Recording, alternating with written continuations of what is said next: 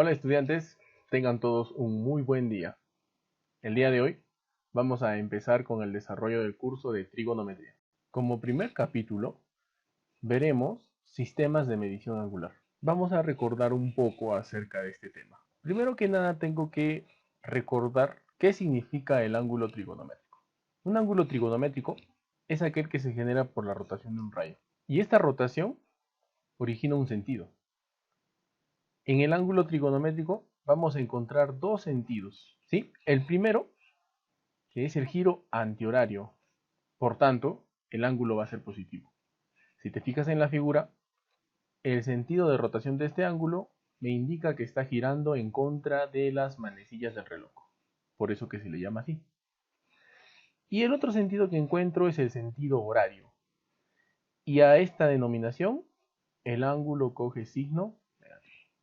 Luego de haber visto esta primera parte, vamos a tocar ahora lo que viene a ser los sistemas de medición angular. ¿Y qué son los sistemas de medición angular? Como habíamos visto anteriormente, el ángulo trigonométrico tiene que ser medido. ¿Y cómo puedo medir un ángulo? Pues para eso están los sistemas de medición angular. Son tres sistemas. Vamos a empezar con el primero, el sistema sexagesimal o inglés. Empezamos con lo más importante, la unidad de este sistema, que es el grado sexagesimal. Dato importante, para que te acuerdes, el grado sexagesimal siempre tiene esta denominación, un puntito arriba del numerito. Para analizar un poco lo que viene a ser el grado sexagesimal, tenemos que fijarnos siempre en una vuelta. De aquí podemos deducir que la medida de una vuelta en el sistema sexagesimal equivale a 360 grados. Un dato muy conocido, ¿cierto? Lo siguiente que tengo que tener en cuenta son las subunidades. Así como existe el grado sexagesimal, pues también habrá el minuto y el segundo sexagesimal. Y aquí aparece una definición importante, ya que tenemos que tener en cuenta esto siempre, que un grado va a equivaler a 60 minutos. Un minuto equivale a 60 segundos. Y aquí aparece otro símbolo, ¿cierto? Esta rayita significa minuto. Y estas dos rayitas significa segundo. Bien, entonces las equivalencias primordiales sería que un grado vale 60 minutos y que un minuto vale 60 segundos. Si yo analizo estas dos equivalencias, voy a deducir de que un grado equivale a 3600 segundos. Tú te das cuenta que esto de acá es muy parecido al sistema en el que medimos las horas. ¿Sí? Siguiente sistema centesimal o francés. La unidad principal es el grado centesimal. Fíjate que a diferencia del anterior, ahora tenemos una G. De igual manera, hacemos una equivalencia con una vuelta. En este caso, en el sistema centesimal, la medida de una vuelta está dado por 400 grados centesimales. También tiene subunidades, el minuto y el segundo centesimal. Fíjate en los símbolos que se utiliza para nombrar a cada unidad. El grado, una G. El minuto, M. Y el segundo, una S. Muy diferente al sistema anterior. Acuérdate de eso. Aquí también aparecen unas equivalencias que tienes que tomar muy en cuenta. Para un grado tendrás que tomar 100 minutos. Quiere decir que un grado equivale a 100 minutos. Un minuto equivale a 100 segundos. Y de igual manera, si hacemos una equivalencia entre estos dos, podemos deducir de que un grado equivale a 10.000 segundos. En el caso del sistema radial, simplemente tenemos que tener en cuenta a la circunferencia. ¿Sí? Te presento una circunferencia con sus datos. Teta viene a ser el ángulo central. Este de acá. R, el radio. Y L vendría a ser la longitud de arco, o sea, este pedacito de circunferencia. Aquí también tengo que tener en cuenta la vuelta. Y este va a ser un poco más sencillo, porque no existe unidades ni subunidades. Simplemente podemos deducir de que una vuelta va a ser igual a 2 pi radianes. Puedo yo convertir o puedo ir de un sistema a otro. ¿Sí? Puedo pasar del sistema sexagesimal al centesimal y también al radial. Para eso existe un factor de conversión. ¿Qué es lo que hemos tenido en común en los tres sistemas? Una vuelta. Entonces, si analizas, en el primer sistema, ¿cuánto me dio una vuelta? 360 grados. En el segundo, 400 grados centesimales. Y en el tercero, simplemente 2 pi radianes. Entonces, a partir de esto, yo puedo deducir una expresión. Entonces, primero que nada, si te fijas, todos tienen mitad. ¿Qué pasa si yo le saco la mitad a 360? Queda 180. Si le saco la mitad a 400, 200. Si le saco mitad a 2, me queda 1, ¿no? De aquí deduzco. ¿Por qué aparece la C, la S, la C y la R? S de sexagesimal, C de centesimal y R de radial. Fíjate que acá me está quedando 180 grados sexagesimales. Por tanto, yo armaría mi equivalencia de esta manera. Lo mismo pasa con los centesimales y también con los radiales. Debes tener en cuenta esto de aquí. Esa va a ser una de las fórmulas principales que más se utilicen.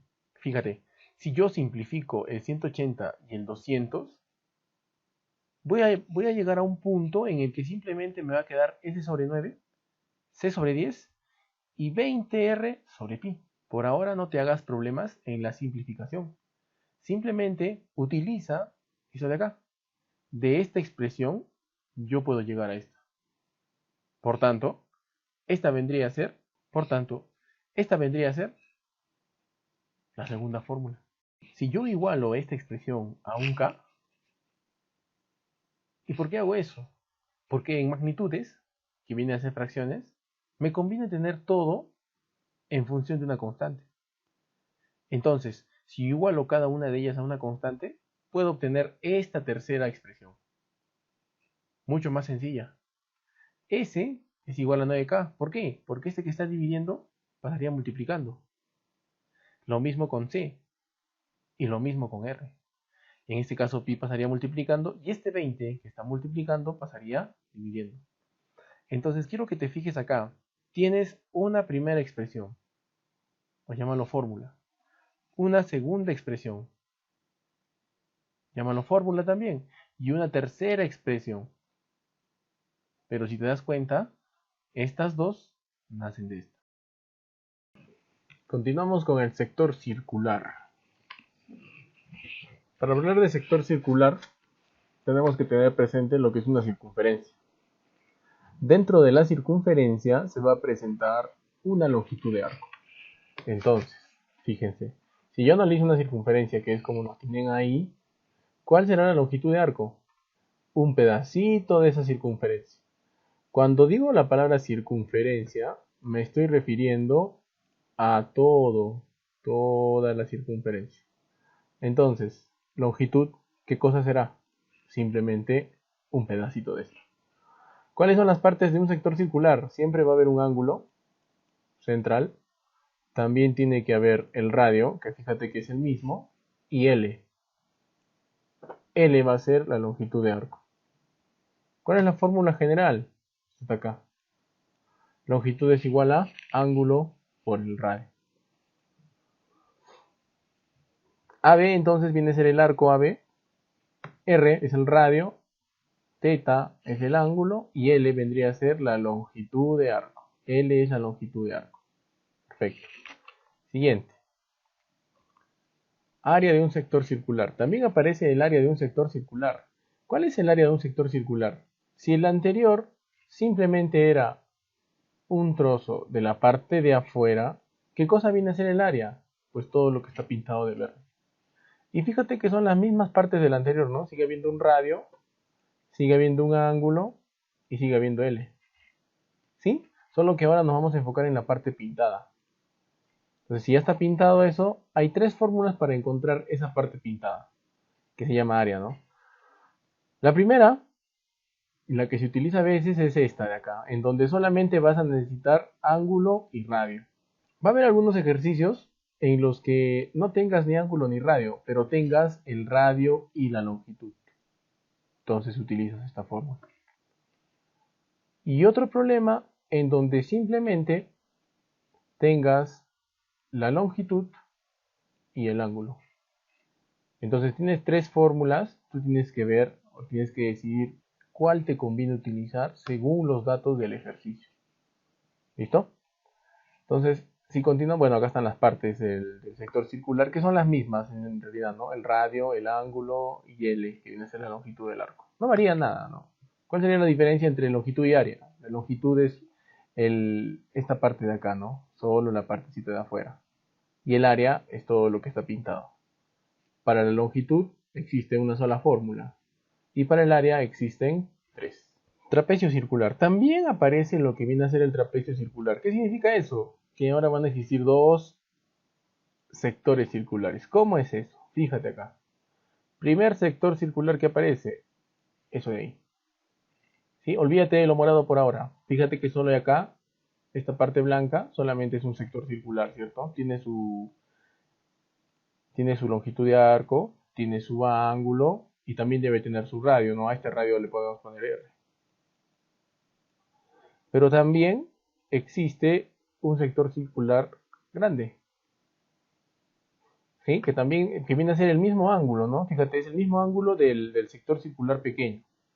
El radio más bien del azul, ¿cómo sería? El radio del sector azul grande sería R más H. ¿Y cuál sería su longitud de arco? L1. ¿Sí? Tienes que tener cuidado con eso. El trapecio circular no es otra cosa más que dos sectores circulares que comparten el mismo ángulo. Para eso también hay una fórmula. Puedo encontrar el valor del ángulo restando los dos sectores circulares, las dos longitudes de arco y dividiéndolas entre este de acá. ¿Sí? Eso sería para encontrar el valor numérico del ángulo central. Y si tú quieres encontrar el área de esta parte, o sea, la parte moradita, tendrías que utilizar esta fórmula de acá. ¿Listo? Existen propiedades también que seguramente las vas a llegar a utilizar. Te presento tres. ¿Bien? Son tres. Fíjate, si analizas cada una de estas propiedades,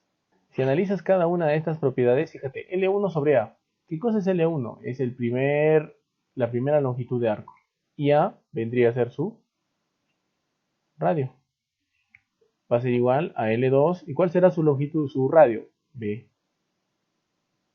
¿Sí? En L3, ¿cuál será su radio? C.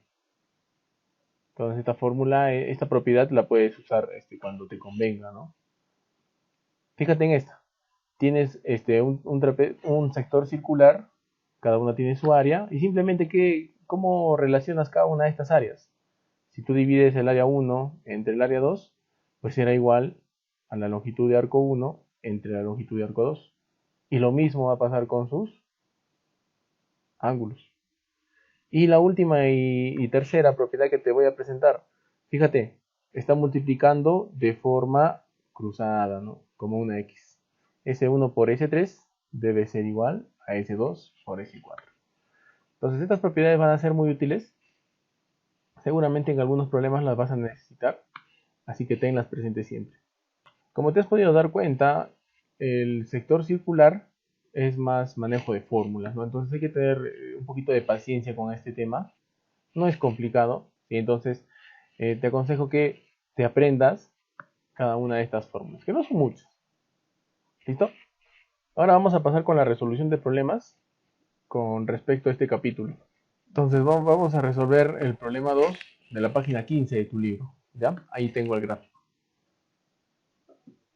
Aquí tengo que analizar y tengo que recordar todo lo que ya he visto. ¿Sí? Como ustedes están en cuarto año de secundaria, es más que todo como un repaso, ¿verdad? Es más que todo como un repaso. Entonces, fíjense, primero que nada me encuentro con ángulos. Y miren, los ángulos tienen sentido. Este de acá está girando en sentido antihorario. Por tanto, debe ser positivo. Y este está girando en sentido horario, entonces este debe ser negativo. ¿Qué pasaba si tú querías cambiarlo, no? O sea, ya no querías que sea negativo. Este lo tendrías que dibujar al revés. En este sentido. Cuando haces eso, este menos, ¿en qué se convierte? Se convierte en más. ¿Qué más encuentras? Fíjate que esto de acá es 90. Si este pedacito vale 3y, ¿cuánto deberá valer acá? Muy bien, tendría que ser 90 menos 3y. Entonces, fíjate, teniendo en cuenta el sentido del ángulo y teniendo en cuenta este azul de acá, esta partecita de acá, 90 menos 3y, completamos el gráfico, ¿ya? Entonces te va a quedar algo parecido a esto. Listo, muy bien. Fíjate que al momento de cambiar este sentido, el signo del ángulo tiene que cambiar también. Entonces, si era positivo, se convierte en negativo. Si este hubiera sido negativo, ¿qué hubiera pasado? Se hubiese convertido en positivo el de acá. ¿Listo? Entonces, fíjate, y acá ya pusimos en esta parte de acá este ángulo que está faltando. ¿Listo? Entonces ahora lo que me queda hacer es simplemente analizar. ¿Qué vas a analizar? Fíjate tú. Ahí he puesto una ecuación. ¿Y por qué he puesto esa ecuación? Fíjate solamente en esto de acá. Eso de ahí. ¿Cuánto debería valer este ángulo? 180. Entonces, si ya tienes este dato y también tienes este dato, que justo está acá, ¿qué te queda por hacer? Muy bien, vamos a sumar todo y tenemos que igualarlo a 180. Entonces, fíjate, acá es 90 menos 3y, que vendría a ser este de acá. Pero acá dice menos, ¿no que íbamos a sumar? ¿De dónde sale este menos? Ah, de lo que habíamos invertido el sentido. ¿Sí? Entonces, como es menos, acá se pone menos. Muy bien, entonces, antes de continuar con esta suma, fíjate que este está en radianes. Y la respuesta está en grados sexagesimales. ¿Qué tengo que hacer? Tengo que convertir. Perfecto. Para convertir, entonces, utilizo la regla de conversión. ¿Cuál es la regla de conversión? Esta. Esta vendría a ser tu regla de conversión. ¿Qué se elimina? Fíjate, se va el pi, se va el pi. Se va la medida radianes con radianes. 180 entre 45, ¿cuánto queda? 4. Entonces, esto de acá te debe quedar así. 90 menos 3y menos 4x. Acuérdate que esto de acá era lo que habíamos simplificado de aquí. El 90 pasa al otro lado. ¿Cómo pasa? Restando. Me queda 90. Listo, muy bien. Fíjate el problema lo que está pidiéndote. El problema te pide esto de acá. X sobre 30 más y. Entonces, ¿qué tengo que hacer? De esta expresión de aquí, tengo que llegar ahí. Entonces, fíjate, ¿qué me conviene pasar al otro lado? Este 3y. Este 3y lo voy a pasar acá. ¿Qué me va a quedar? Me debe quedar algo así. Muy bien.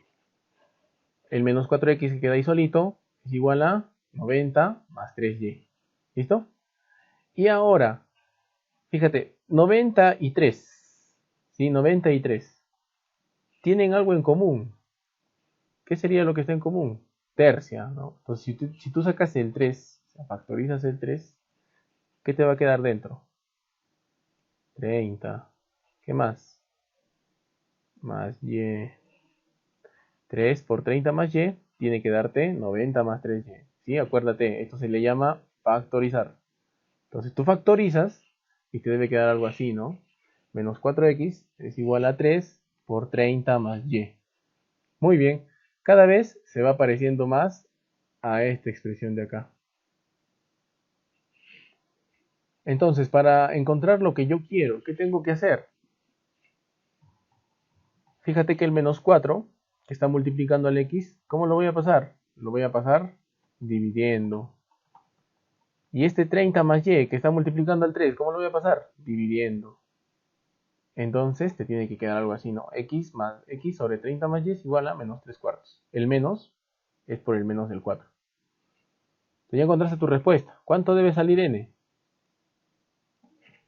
N debe salir menos 3 cuartos. Siguiente problema. Convierte pi sobre 125 radianes al sistema sexagesimal. Listo. Este parece un problema más sencillo. ¿Sí? Vamos a ver. Yo tengo pi sobre 125 radianes y lo voy a convertir al sistema sexagesimal. Entonces utilizo la regla de conversión. Aquí simplemente lo que tengo que hacer es simplificar, ¿no? Pi con pi, radianes con radianes. Entonces, ¿qué me está quedando? Me está quedando 180 sobre 25. Ahí está. Si yo encontrase o mirase en las alternativas esto de acá, pues esta es mi respuesta. Pero si te fijas, las alternativas que me presenta este problema son totalmente diferentes a las que yo tengo. Entonces eso quiere decir que yo tengo que encontrar a partir de acá una respuesta similar a esto. ¿Qué voy a hacer? Bueno, lo único que me queda acá es realizar la división. ¿Cuánto saldrá 180 entre 25? No es exacto, claro, no es exacto. Entonces pongo el decimal. Y en decimales me queda 1,44 grados. Tampoco hay alternativa, ¿no? Porque tengo que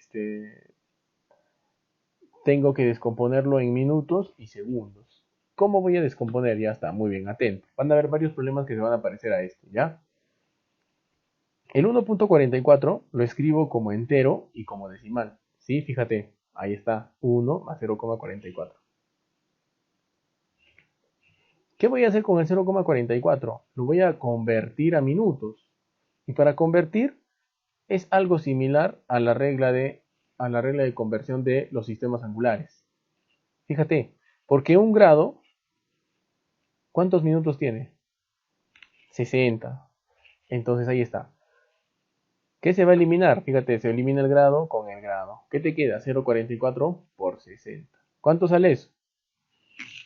26,4. Entonces ya lo multiplicaste y te debe quedar 26,4. Te ha quedado otra vez un decimal, similar a la parte de acá, ¿no? Similar a esto. Entonces, ¿qué vas a hacer con el 26,4? Lo vas a descomponer otra vez en su parte entera y en su parte decimal. 0,4 minutos. Otra vez, ¿qué quiero hacer yo? Quiero convertir y encontrar los segundos. Entonces hago lo mismo, ¿no? La regla de conversión. Esta vendría a ser tu regla de conversión. En un minuto hay 60 segundos. Este minuto con este minuto se va. ¿Cuánto te quedará 0,4 por 60? Si tú realizas la multiplicación te debe quedar 24. Entonces fíjate que ya has encontrado que 1,44 grados equivale a 1 grado, 26 minutos y 24 segundos. Como es suma y son subunidades diferentes, simplemente se puede escribir también de la siguiente manera. 1 grado, 26 minutos y 24 segundos. Listo. Seguimos con el problema número 5. Este problema está un poco más sencillo. ¿Qué pasa cuando tengo una expresión similar a la que están viendo? Tengo que recordar que existía una forma abreviada de convertir sistemas de medidas angulares, que es la que te estoy presentando ahí. Utilizaba la K. Entonces, ¿qué hago ahora? Simplemente donde vea S, lo reemplazo por 9K. Donde vea C, lo reemplazo por 10K. Y si es que tuviese una R, lo reemplazaría ahí, ¿no? Pero en este caso solamente voy a utilizar S y C. Entonces reemplazamos. Si reemplazo, me va a quedar algo similar a eso, ¿sí? Esto de acá está fácil de resolver. 10K más 9K, ¿cuánto vendría a ser? 19K. 10K menos 9K tendría que ser K. Menos la raíz cúbica de 8 más lo mismo, 10K más 9K, 19K. 10K menos 9K, K. Fíjate que acá que se puede simplificar. Muy bien, K y K. Aquí también K y K. Entonces 8 más 19, 27. ¿Sí? 8 más 19 es 27. La raíz cúbica de 27. 3. Aquí K con K se van y te queda 19. Si continúas resolviendo esto, te va a quedar algo similar a esto, ¿no? Entonces esto ya está fácil. 19 menos 3, 16. Raíz cuadrada de 16 debe ser igual a 4. Perfecto. Entonces esa sería tu respuesta. Vamos ahora con unos problemas de sector circular. Fíjate muy bien en esto. El enunciado me dice teta, calcula teta si 2L1 es igual a 3L2. Entonces primero completamos el problema, ¿ya? Fíjate que esto de acá es igual, ¿no? Me dice que esto es igual. Entonces si yo le pongo R, le voy a poner R a cada uno de esos. ¿Sí? Si tú quieres ponerle X, le pones X. Pero fíjate que es pues R, ¿no? Es el radio de este sector circular de acá. ¿Qué más? Si todo el ángulo, si todo el ángulo de acá es 180 y esta partecita es teta, ¿cuánto valdría solamente esto de acá? Muy bien, valdría 180 menos teta. Ahora, una consideración que tienes que tener en cuenta, siempre que hablamos de sector circular, tienes que trabajar en radianes. Siempre, de preferencia, ¿ya? Siempre tiene que estar en radianes. Por eso que no pongo 180, ¿qué pongo? Pongo pi. Listo, entonces ya completamos el gráfico. ¿Qué puedo hacer ahora? Puedo encontrar cada uno de los sectores circulares. Entonces aplico la fórmula primero de longitud, ¿no? L es igual a teta por R. Entonces voy a hallar de cada uno, de tanto de L2 como de L1. ¿Qué va a quedarme? Ahí está. L1 debe ser igual a pi menos teta. ¿Es cierto? Sí, ¿no? Porque mira, fíjate, el sector circular L1 simplemente es esto. Eso de ahí. ¿Cuál es el ángulo central? ¿Cuál sería teta? Pi menos teta. Ahí está. ¿Y cuál sería el radio? El radio sería R minúsculo. Ahí está. Listo. Igualito hacemos con el L2. El L2 es el ángulo. Acá está el ángulo. Este ángulo de acá. Que lo encuentro ahí. ¿Y cuál sería el radio? El radio sería desde acá hasta acá, o sea, 2R. Multiplicando ahí. Listo. ¿Qué tengo que hacer ahora? Fíjate que ahora me dice que por dato 2 veces L1 es igual a 3 veces L2. Entonces, como ya encontré L1 y L2, ¿qué hago? Solamente lo reemplazo, ¿no? Entonces me va a quedar algo parecido a esto. Listo. Sigo operando. ¿Qué me queda? 2pi menos 2 teta. ¿Listo? Es igual a 3 teta por 2R. ¿Qué pasa con la R? Pues es simplificado. Pues sí o no, mira, si tú tienes acá R y R, se van. ¿Y por qué no hago lo mismo con el teta? Fíjate que solamente puede simplificar cuando está multiplicándose. ¿Sí? Aquí el R y el R están multiplicándose, por eso que los puedo simplificar. Ahora, si tengo 2pi menos 2 teta es igual a 6 teta. Me dice calcula el valor de teta. ¿Qué puedo hacer? Este que está restando lo paso al otro lado sumando. Entonces me va a quedar algo así, ¿no? 2pi es igual a 8 teta. Entonces, este 8 que está multiplicando pasa al otro lado dividiendo y me debe quedar pi cuartos. Y vámonos ahora con el problema 9, que viene a ser un problema de área de sector circular, en donde fíjate, me dice solamente demuestra que el área entre el ángulo es igual a 90. ¿Qué voy a hacer primero? Recordarme la fórmula del área. La fórmula del área, bueno, en este caso no sería un sector circular común, ¿no? Sería un trapecio circular. ¿Sí? Porque está pintadito solo esta parte de acá.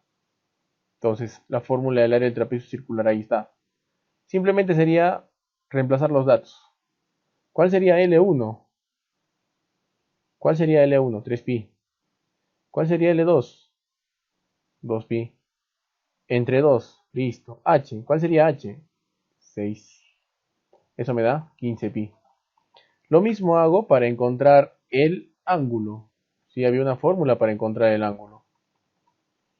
Ahí está.